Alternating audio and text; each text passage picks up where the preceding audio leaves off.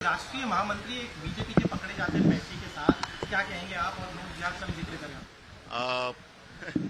विनोद तावड़े जी को तो पीएचडी मिलनी चाहिए।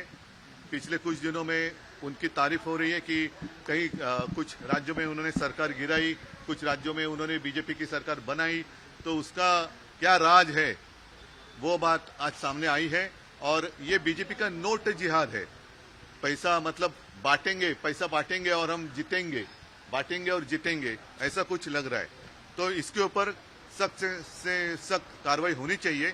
अब देखते हैं चुनाव आयोग क्या कर रहा है।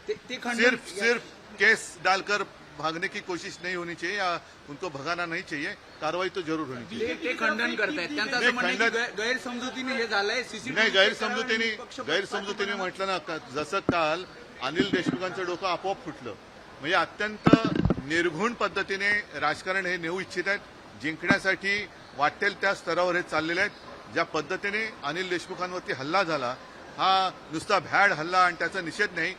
कोणी हल्ला केला, काय रस्त्यातून आपोआप दगड आला, कसा आला, का परग्रहावरनं दगड आला, काय ह्याच्यावरती काही उत्तर मिळतच नाहीये। डायरी भी पकड़ी गई जिसमें बाकायदा सबका लेखा जोखा है, किसको कितना पैसे देना है, किसके कहाँ से जाना ये है।